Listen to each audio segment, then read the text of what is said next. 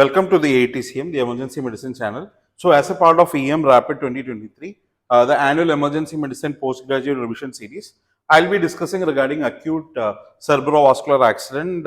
I'll be mainly concentrating on the management aspects of what to be done in the ER.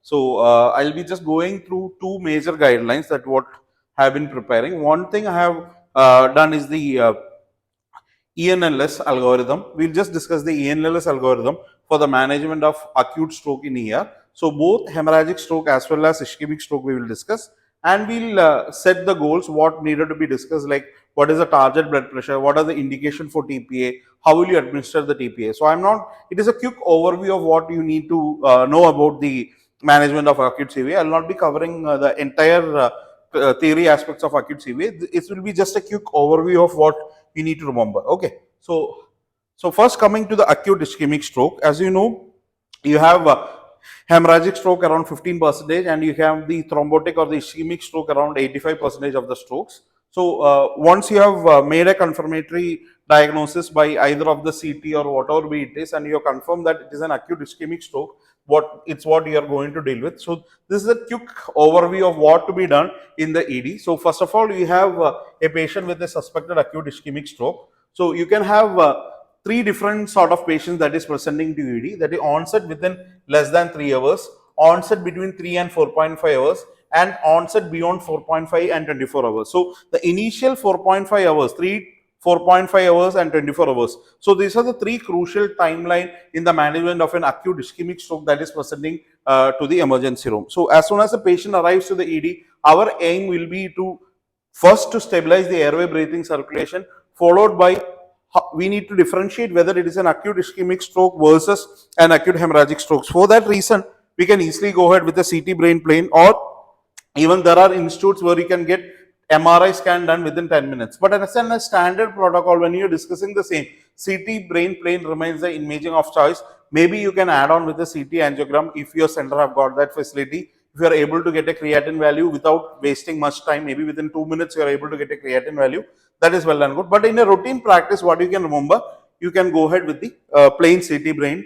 That will give you an idea whether it's an ischemic stroke and whether it is an hemorrhagic stroke. So that is the first major thing that you need to understand. As you know, the golden hour in a management of an acute stroke is within 4.5 hours. The candidate will be eligible for an thrombolysis therapy. And if it is beyond 4.5 hours, there can be certain category of patients.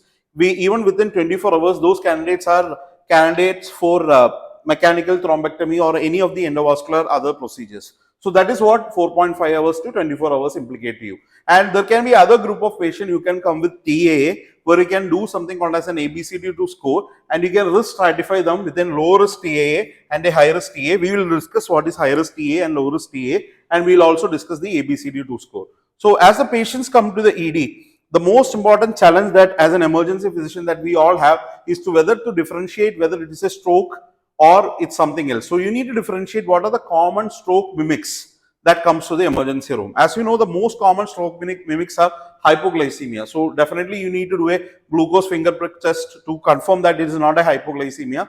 Next important stroke mimic that you need to keep in your mind will be your post-ictal paralysis. After a seizure, the patient is having a sudden paralysis, and these are the two most important stroke mimics that can come to the ED. Also, there can be hemiplegic migraine, or a patient with a tumor disease suddenly had a worsening edema and he can come with a hemiplegia. So these are the common stroke mimics that you need to keep in your mind: hypoglycemia, post-ictal paralysis, and maybe a hemiplegic migraine. So these are the three things that you need to keep in your mind. Also, there can be certain stroke chameleons. What do you mean by stroke chameleons? Is that they don't present like stroke. Maybe they will come with an altered sensorium, but when you evaluate them, it is going to be stroke. So that is one important thing. They will come with some altered sensorium, some gait instability, which we think that something else, and you evaluate the patient and they get diagnosed to have acute stroke. Stroke mimics are that which is not stroke, but they mimics like stroke. But stroke chameleons are some other diseases. They present like some other disease, but the patient has got a stroke. So you have to differentiate between a stroke mimic and a stroke chameleon. And you need to always remember that our priority is to stabilize the airway breathing circulation. That is, you need to go ahead and see what is the GCS score of the patient. The GCS is very low, maybe an early intubation is warranted. So that is the first thing that as an ED physician what we need to do. Then next important thing, we need to calculate something called as the NIHS score. So NIHS score, you always know, we had a session on NIHS score. We need to calculate and you need to see if the candidate is eligible for thrombolysis with the NIHS. If the NIHS score is very low, he is not a candidate for a thrombolysis. If something like above 25, that is also very high risk. So between 4 to 25, these candidates are eligible for thrombolysis. As the NIHS score increases, there is a high chance of hemorrhagic transformation or bleeding complication following thrombolysis. So that is what you need to calculate. You need to do an NIHS scoring for this patient. This all can be done by your paramedic, maybe not by a doctor. A paramedic can calculate the NIHS score and they can say that the NIHS score is somewhere 8 and he can quickly shift for the CT. And before shifting for the CT, the most important criteria that you need to see, if you have taken a CT and made sure that there is no hemorrhage in the CT images and you think that this candidate is eligible for TPA therapy, that is tissue plasminogen activated therapy, there are certain criteria that you need to see. If BP is exceeding above 185 by 110 mmHg, you need to give some treatment to bring down the BP. That is very important.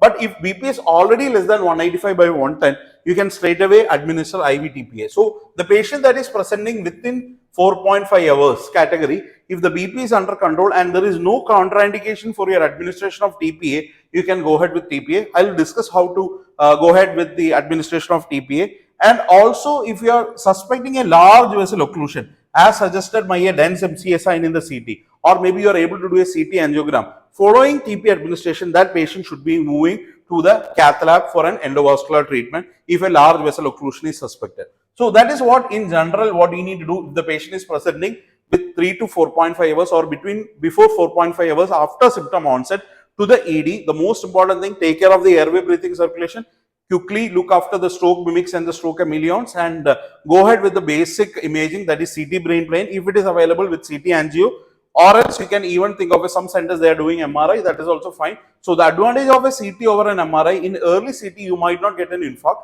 but MRI you will be able to, if you are suspecting a posterior circulation stroke, an MRI can easily pick up a posterior circulation stroke, and you are thinking if it is a large infarct, probability of a large infarct means there is high chance of bleeding complication following thrombolysis. So you can easily understand by doing an MRI, but as a standard of practice, you can keep in your mind that CT brain plane is more than enough for initiating thrombolysis. So that is regarding your candidate that is being taken up for the between 4.5 hours after the symptom onset. Now there is this group of patients that is who are coming with within 4.5 hours and 24 hours, and you need to check what imaging has been done and if the patient is candidate for endovascular candidate. Maybe a basilar artery thrombosis. You are getting a patient with basilar artery thrombosis. That is a patient who is eligible for a thrombectomy or an intra-arterial thrombolysis if the patient is fitting for the criteria and he is coming with this time frame. So that is a group for endovascular treatment. So this is basically a quick overview of an acute ischemic stroke of patient coming to the ER, what to be done.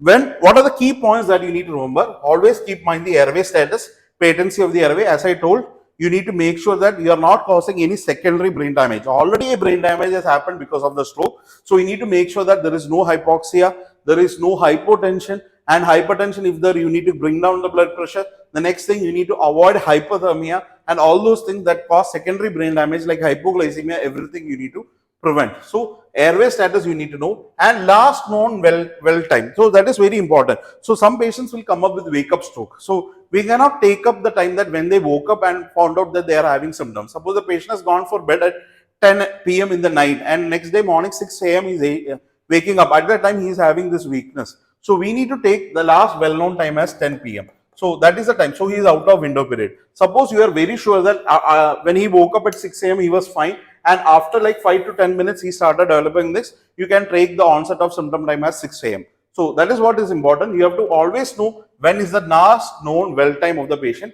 As I told, the NIHS scoring, which is very important for all patients for calculating between, it should be 4 to 25, they are a candidate for thrombolysis.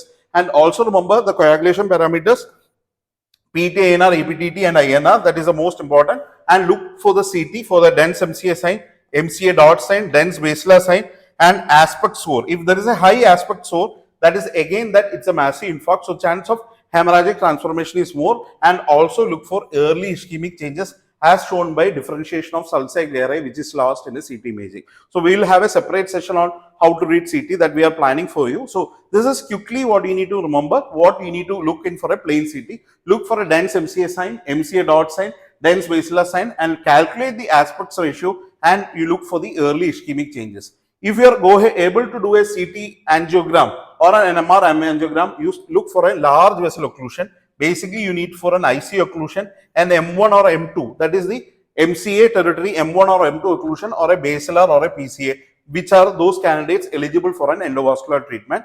And also CT perfusion. You can, if you are able to do a CT perfusion, you can also know the volume of core and penumbra. Matched or mismatched perfusion also can be calculated. So these two things, what you can do, it is not for all patients. Suppose you have got facility to do that, you can go ahead. Otherwise, you just go ahead with the CT brain plane. And thrombolysis administration, yes, when you are initiating, completion time, why you have not done. These are the key points that you need to remember. And endovascular intervention, time to growing puncture, recanalization, and TIC score. TIC score is basically the scoring, the flow that you are getting after the procedure being done, and what is the target blood pressure, which we will discuss right now. Now coming to the blood pressure control. If the patient is a potential thrombolysis candidate, intervention to control BP should be initiated immediately. There should not be any delay.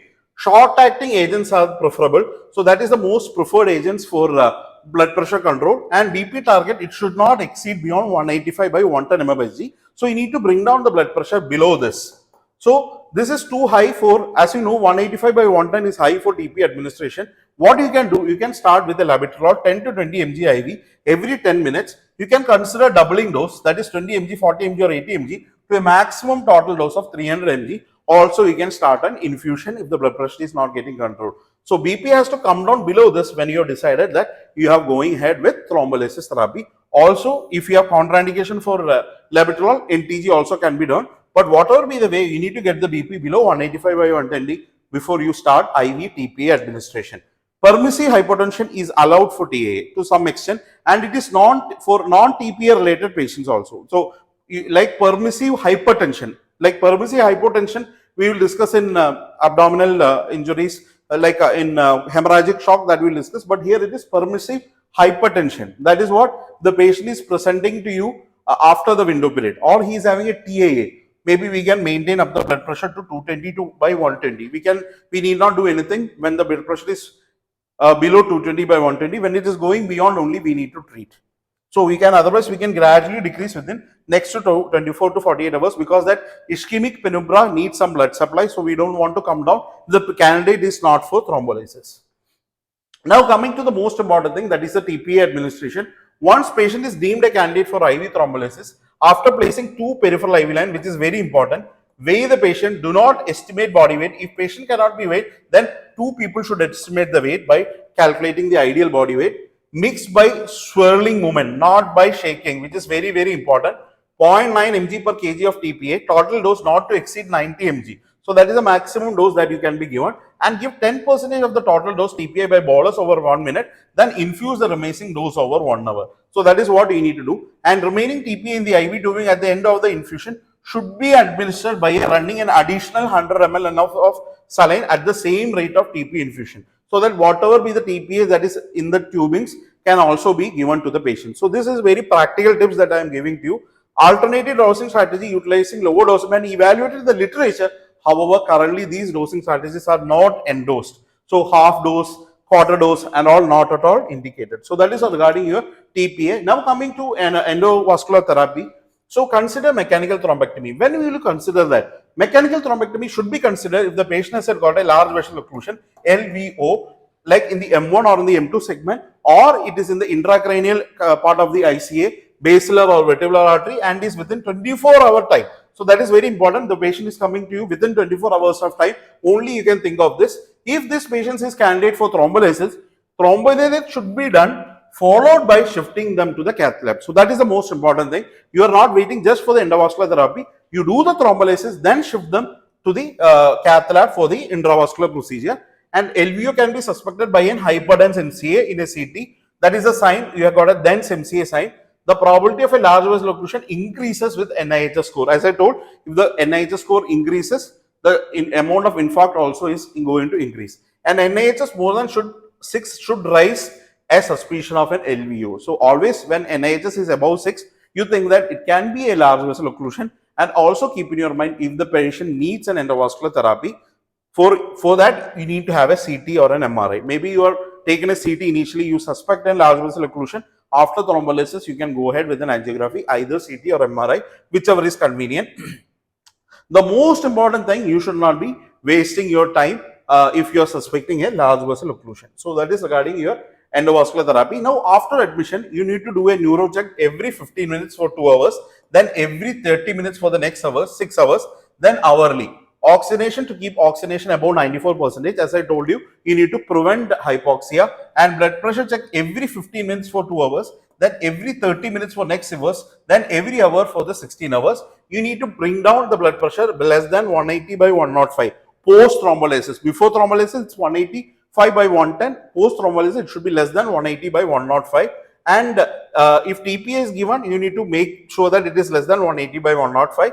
And also later on, you can do something called as a bedside swallow test by quickly giving a 30 ml of water by mouth. He is able to tolerate orally, or there is a chance of aspiration. Everything that you can be done, and dysphagia clinic. And certain stroke patients are at high risk of aspiration. So you have to be very cautious when you are starting feeding for them, and also to make sure that the sugar targets are to maintain between 140 to 180, and consider insulin if blood sugars is above 200 milligram per deciliter. Also, you need to avoid hypoglycemia also. Then the next thing, you can start on an IV fluid at 1.5 ml per kg to keep up the euvolemia. Monitor for atrial fibrillation, which is again one of the most important thing that you have to look for embolic shock. So 72 hours the patient should be monitored. Monitor for prevention of fever. Again, you don't want a hypothermia to happen. And if fever is there, you need to treat with paracetamol or NSAIDs. And therapeutic hypothermia has not been proven effective, which was the earlier case. Post cardiac arrest, therapeutic hypothermia can be given, but not in stroke. Avoid indwelling urinary catheter to avoid nosocomial infection. So if it is needed, only you catheterize the patient. For large cerebral infarction, it may be prudent to keep headbed elevated to 30 degree to help to reduce the edema. So you have to look in for the patient is going for an hemorrhagic transformation, or he is having a spontaneous chance of hemorrhage and all. If it's a large infarct, you need to keep up the head end to be elevated, and decompressive surgery, including prophylactically, is recommended in some patients with malignant edema, whom to prevent sudden deterioration due to herniation from this massive swelling. So that is the treatment that you need to keep in mind. If TPA is administered, you need to avoid inserting urinary catheter, NG tube and intraarterial catheter. Prior to that, you can do if it is needed. If absolutely needed, insertion of urinary catheter can be done, but only 4 hours after you can do that. And NGT and IV catheter should be avoided for 24 hours. Do not give any anticoagulant and antiplatelet therapy for 24 hours. That is very important. So no antiplatelet therapy. You have thrombolized the patient. After 24 hours, you repeated head CT or an MRI before you start an anticoagulant or an antiplatelet medication. So once you are doing thrombolysis for 24 hours, you don't start any of these things. And you have to always look for complication. You have to look for angioedema. That is the complication that can happen with TPA. Just treat like any of the angioedema. You have to have hemorrhagic transformation. The first thing, you stop TPA, and you maybe need to give other protein C derivatives like activator protein C and all. But hemorrhage, you should stop TPA. And severe hypertension or hypertension may be signs of an intracerebral hemorrhage or a systemic hemorrhage. So you need to be cautious when you are seeing that. And whenever there is a sudden deterioration of sensation, what to be done? Stop the TPA. That's the first step. Monitor airway closely. Vital signs every 15 minutes. Assessment for signs of raised ICP. Assess DCS and pupils. So that's what neurocheck is all about. And treat the blood pressure and use non-invasive intervention to lower the ICP, like raising the head end of the bed and avoiding catheters in the neckline. Obtain a urgent CT scan plain to look for any hemorrhagic transformation. Notify your neurosurgeon on call. If not available, begin the process the transfer to patient facility with neurosurgical capacity if CT scan showed hemorrhage.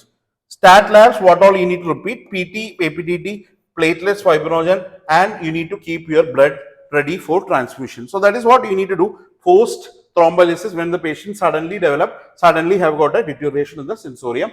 And next thing, what else you need to do? 10 units of cryoprecipitate can be given 10 to 30 minutes if you are thinking that this patient is having a hemorrhagic transformation and the fibrinogen level is less than 200. So give 10 cryo 10 units of cryo over 10 to 30 minutes. Also, tranexamic acid 100 mg IV over 10 minutes, or aminocalproic acid 4 to 5 grams over 1 hour followed by 1 gram until the bleeding stop. And also you can think of considering transfusion of 1 bag of single donor platelets or 6 to 8 bags of random donor platelets. This is for to stop the hemorrhage.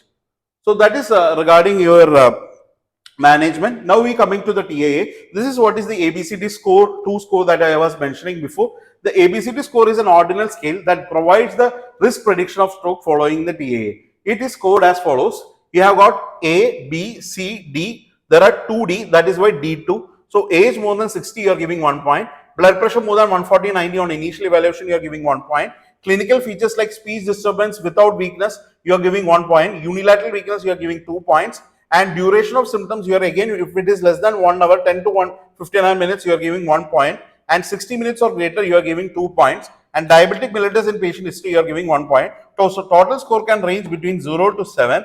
And this is what you need to see. If it is 0 to 3, it is low. There is 2-day risk of very low chance of getting a stroke. If it is moderate, that is 4 to 5, there is a high risk of getting stroke. And if it is 6 to 7, very, very high risk of getting stroke within the 90. The following is the estimated risk of stroke according to the various time rates. So you need to remember low, moderate and high. As the score increases, the chance of patient having a stroke is more. So a high risk TAA, a moderate and high risk patient should be admitted and should be evaluated with angiography, and also you should start on antiplatelets and you should prevent from this patient developing a stroke. Now coming to the last one, that is the intracerebral hemorrhage. Like as I told, 85% can have an ischemic stroke, and there is a group of patients where they can have intracerebral hemorrhage also. So whenever you have a suspicion of intracerebral hemorrhage, again you need to maintain the airway. If airway is not maintained, go ahead with the RSI.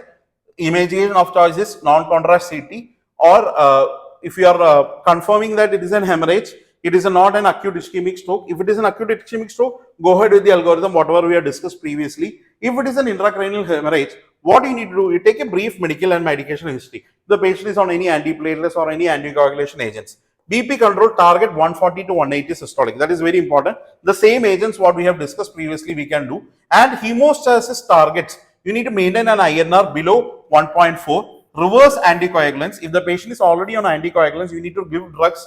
Like if the patient is on dabigatran, you have to give an agent to reverse that idarucimab. Like this agent, you have to give the reversal agents. Consider platelets and DDAVP if surgery is planned. And also you need to consider surgery if there is life-threatening deterioration or there is cerebellar more than 3 centimeter. More than 3 centimeter, there is a hemorrhage that is occupying the cerebellar region. And also you can consider an endovascular EVD, that is an extraventricular drainage. EVD, extraventricular drainage, for a suspected raised in ICP and GC score of less than 9, a goal of ICP is less than 25 and goal of cerebral perfusion pressure is above 60 mmHg. So these are the targets. And also you have to categorize the ICH. What is the type of ICH? How much volume is there? And when to transfer to the neuro ICU? All those things you need to give. So this is in a nutshell regarding the management of your intracerebral hemorrhage.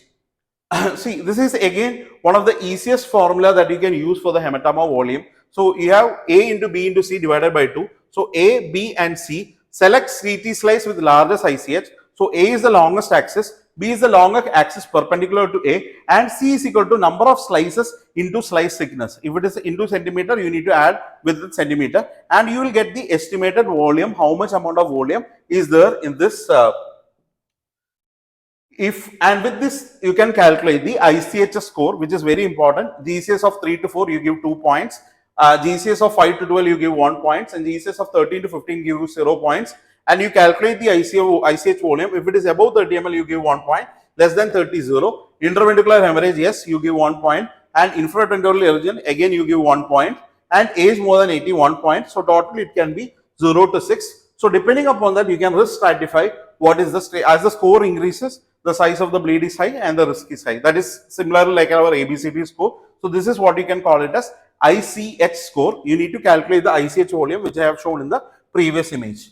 Now coming to patients with ICH on anticoagulation. So there can be a lot of agents like vitamin K. The patient can be on vitamin K antagonist, dabigatran. So there can be factor 10A inhibitors or already on heparin. So depending upon what all agents they are taking, you need to decide depending upon their coagulation profile. So if the patient is on vitamin K antagonist, you send the investigation, that is INR. see the INR, if it is between 1.3 to 1.9 and the patient has got an intracerebral hemorrhage, you need to transfuse 4 FPCC and 10 to 20 units per kg. So fresh frozen plasma, that is what you need to remember. Or if the INR is more than 4 to INR is above 2, that is 25 to 50 international unit per kg, you need to transfuse. So the agents that you need to give on vitamin K antagonist, you can give vitamin K followed by FFP also. Also, this concludes the vitamin K antagonist. Now coming to dabigatran, you have to ask when the last was taken, or if the patient is on factor 10A inhibitors also. You can give activated charcoal if the intake is less than 2 hours. The patient has taken like 4 p.m. and he has come to you at 5 p.m. You can give a dose of activated charcoal. It can decrease the further absorption. If the idarizumab is available, that is the dabigatran antagonist, you can give idarizumab. If idarizumab is not available, you have to give for protein concentrates. So if it is available, you can go ahead with the idarizumab if the patient is on dabigatran.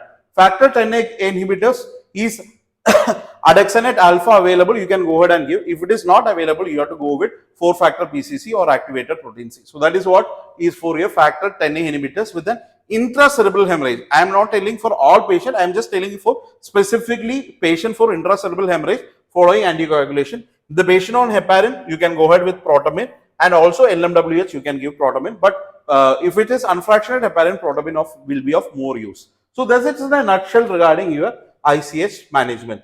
So what you need to remember, what we have discussed is quickly an overview of acute CVA management in the emergency department. So first of all, we discussed regarding the ischemic stroke, what are the investigations that you need to send, what are the criteria for that the patient is fitting for thrombolysis. Then we went ahead, what are the potential risks that is involved in this, what is the target blood pressure, how will you administer TPA, that is what we have discussed. Followed by, we have discussed regarding various aspects of management of intracerebral hemorrhage. Thank you.